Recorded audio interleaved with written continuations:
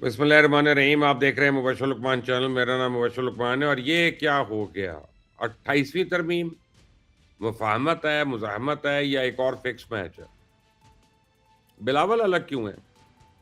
इमरान खान से मुलाकातें खुल गई हैं। इस चैनल को सब्सक्राइब करें, बेल आइकॉन को प्रेस करें, बड़ी इंपॉर्टेंट डिटेल्स आने वाली हैं अगले कुछ दिनों में। शतरंज और सियासत दोनों बड़े बेरहम खेल हैं, लेकिन उनमें एक कदर मुश्तरक है। दोनों में हरीफ को पिछाड़ने से पहले उन्हें मुकम्मल तौर पर दस्तपा किया जाता है। बड़ी सफाकी के साथ एक दूसरे के सिपाही मारे जाते हैं, बड़ी सफाई के साथ एक दूसरे के हाथी और घोड़े गिराए जाते हैं। बड़ी चालाकी से वजीर को रास्ते से हटाया जाता है और इस खेल में एक ऐसा वक्त आता है कि बादशाह चारों तरफ से घेरे में आ जाता है। चारों शाने चत हुए और फिर मौत को कबूल करने के सिवा इस पास कोई चारा नहीं बचता। तो मुस्लिम लीग नून और पीपल्स पार्टी भी आजकल कुछ इसी किस्म के हालात से दो चार है। 28वीं तरमीम की सूरत दोनों जमातों को चेकमेट मिल चुका है। दोनों जमातों ने इस तरमीम से बचने के लिए बड़े हाथ पांव मारे। पहले एक दूसरे के खिलाफ बयानबाजी की, माहौल को गर्म करने की कोशिश की। हस्ब रवायत बिलावल भुट्टो मुस्लिम लीग नून से रूठ गए।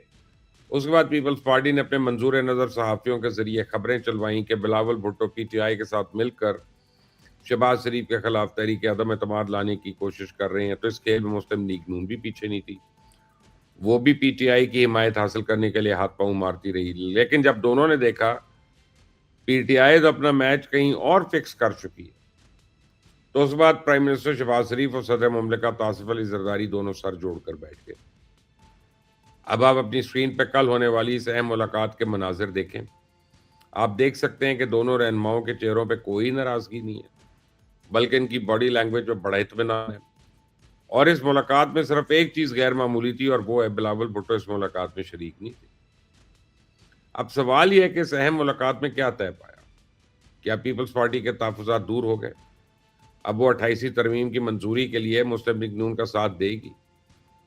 मेरी चुड़ैल बता रही है कि नए तरमीम में जो तजावीज़ शामिल की जा रही हैं, पीपल्स पार्टी तो उनमें से बेशतर तजावीज़ से पहले ही इत्तफ़ाक कर चुकी है।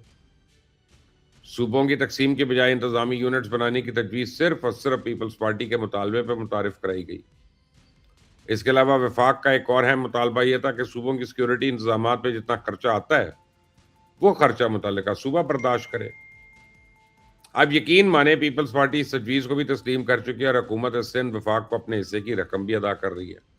अगर आपको मेरी इस बात का यकीन नहीं है तो मैं आपको खैबर पख्तूनख्वा के मुशीर खजाना मुजम्मिल असलम की गुफ्तगू सुनवा देता हूँ। वो तो ये दावा कर रहे हैं कि सिंध और पंजाब अपने अपने सिक्योरिटी अखराजात बर्दाश्त कर रहे हैं।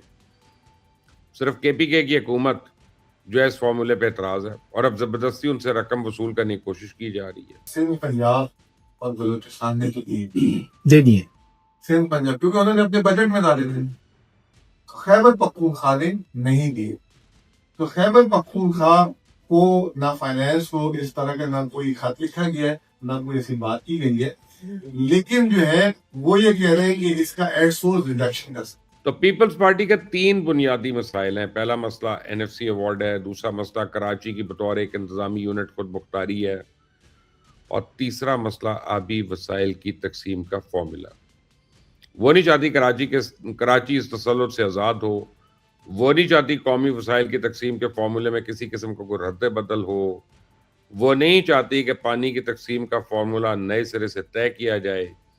वो नहीं चाहती कि मुल्क में नए आबी ज़खायर काम हों, नई नहरें निकाली जाएँ। बिलावल भुट्टो आज सिर्फ इसलिए अहम फैसलों में शरीक नहीं हो रहे ताकि कल-कलां उन्हें नहरों या पानी के इशू पे कोई तहरीक लॉन्च करनी पड़े, तो इनके हाथ बंधे हुए ना हों। नई नहरों के इशू पे पीपल्स पार्टी ने पिछली मर्तबा भी यही किया था। पहले इस्लामाबाद में बैठ के हुकूमत के साथ सब कुछ तय कर लिया, बाद में अंदरूनी सिंध एहतजाज को सपोर्ट करना शुरू कर दिया। वो कौम परस्त जमातें और गिरोह जिन्हें खुद पीपल्स पार्टी बरसों पहले निगल चुकी थी, पीपल्स पार्टी ने इन सब कौम परस्त गिरोहों को सिंध की सियासत में दोबारा जिंदा किया, सड़कों पे लाके खड़ा कर दिया।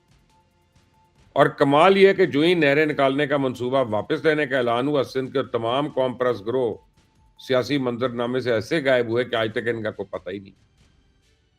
तो मुझे लगता है यही फिल्म अब दोबारा चलेगी। प्रेसिडेंट आसिफ अली जरदारी मुफाहमत के बादशाह बनकर उभरेंगे और बिलावल भुट्टो जरदारी मुजाहमत की अलामत बनकर सियासत में अपनी जगह बनाएंगे। रही मुस्लिम लीग तो नए इंतजामी यूनिट्स बनने से इसका वोट बैंक को मुतासर तो होगा नहीं, बल्कि हो सकता है वो नई इंतजामी सेटअप के जरिए जनूबी पंजाब में भी अपनी जगह बना ले, मुल्तान, डीजी खान और भावलपुर में भी अपना वोट बैंक क्रिएट कर ले। तब सवाल यह है कि सारे मंजरनामे में पीटीआई खड़ी कहाँ है? क्या वो 28वीं तरमीम के हक में वोट देगी? इमरान खान का फैसला क्या होगा? बैरिस्टर गौहर, सलमान अकरम राजा और सुहेल आफरीदी क्या लॉन्ग मार्च के जरिए अपने बानी और अपने पार्टी के लिए कोई रिलीफ हासिल कर सकेंगे? लिख लें आप मेरी बात, 28वीं तरमीम पे पीटीआई फिक्स मैच खेल रही है। सुहेल आफरीदी ने पूरा बंदोबस्त करके लॉन्ग मार्च का अनाउंस किया। हुकूमत और एस्टैब्लिशमेंट को सेनेट और असेंबली में अक्सरियत साबित करने के लिए जितने वोट दरकार होंगे, पीटीआई उतने ही वोट फराहम करेगी। लेकिन असेंबली के फ्लोर पर, मीडिया में और जलसे जुलूसों में जुबानी कलामी मुखालफत होगी। वोटिंग के दिन पीटीआई के अराकीन असेंबली और सेनेट की तरमीम की हिमायत में वोट कास्ट करेंगे, बिल्कुल सीधा जैसे 27वीं तरमीम के मंजूरी के वक्त हुआ था। और इस खिदमत के बदले पीटीआई को क्या मिलेगा? तो एक बात तय, इमरान खान किसी सूरत रिहा नहीं हो रहा, लेकिन इमरान खान से मुलाकातों पर पाबंदी अगर मुकम्मल तौर पर खत्म ना हुई तो कम से कम इसमें नरमी आएगी। ब्रेकिंग न्यूज यह है कि हाल ही में बैरिस्टर गौहर को अडियाला जेल में इमरान खान से एक तवील मुलाकात भी करवाई गई। अगर आपको मेरी बात पर यकीन नहीं है तो पीपल्स पार्टी के रहनुमा सलीम मांडीवाला का ये इंकशाफ आप खुद सुन लें। सर, खान साहब की सेहत के हवाले से खबरें चल रही हैं कि उनकी सेहत सर मुझे लगता है वो भी गलत है, क्योंकि कल मैं कहीं था तो उन्होंने मुझे बताया गौहर साहब तो उनको मिल के आए, इमरान खान को मिल के आए। क्या सलीम मांडीवाला के इस दावे पे पीटीआई की क़यादत ने कोई रद्द-ए-अमल दिया? क्या पीटीआई के सोशल मीडिया ने इस मुलाकात को तरदीद की? क्या खैबर पख्तूनख्वा हुकूमत की जानिब से इस अंडर एंड डील पे कोई वजाहत आई?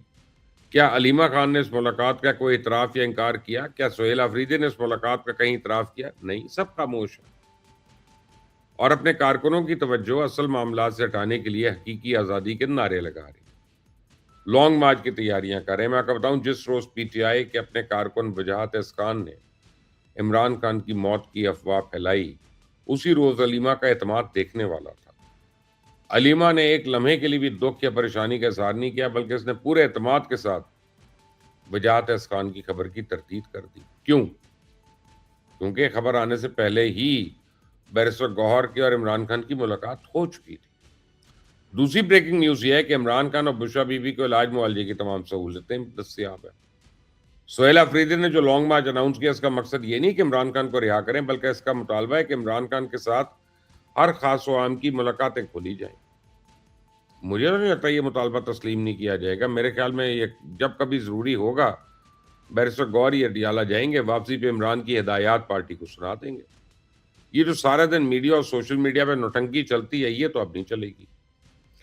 आज मैं इस वीलॉग के जरिए पीटीआई के नौजवानों को एक पैगाम देना चाहता हूं जिन्हें सुहेल आफरीदी की शक्ल में एक निजात दहिंदा नजर आ रहा है। मैं उन्हें बताना चाहता हूं कि सुहेल आफरीदी का सारा मैच फिक्स है। बैरिस्टर गौहर की इमरान खान से मुलाकात इसी फिक्स मैच के नतीजे में हुई। इसी मैच फिक्सिंग के नतीजे में पीटीआई 28वीं तरमीम के हक में वोट भी देगी।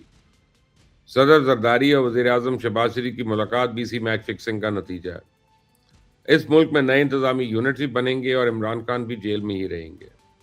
अगर आपको मेरी बात पे एतबार नहीं तो 27 सितंबर तो दूर नहीं है। आज मैं जो कुछ आपको बता रहा हूँ, ये सब आपको अपनी आंखों के सामने नजर आएगा। अब ये आप पे मुनहसर है कि आप इशारा समझते हैं या डंडे की जुबान। एक बात याद रखिएगा, इमरान खान और बुशरा बीवी ने भी इशारे की जुबान नहीं समझी थी। नतीजा देख लें, आज वो दोनों जेल में हैं। अली अमीन गंडापुर ने भी इशारे को नजरअंदाज किया था। नतीजा ये है कि उसे इक़्तिदार से अलग होना पड़ा। दूसरी जानिब अलीमा खान ने इशारे की जुबान समझ ली थी। देख लें, वो आज़ाद है, उसका बेटे भी आज़ाद है, पूरी पार्टी पे उसका कब्जा, हद तक कि एक सूबे का वज़ीर आला भी उसी की मुट्ठी में है। इससे सुहेल आफरीदी से ज़्यादा उम्मीद मत लगाएं, ये शख्स आपको बहुत मायूस करेगा। लिख लें आज मेरी इस बात को, नोट कर लें। बेल आइकॉन को प्रेस करें, चैनल को सब्सक्राइब करें। अपना ख्याल रखें। अल्लाह हाफिज़।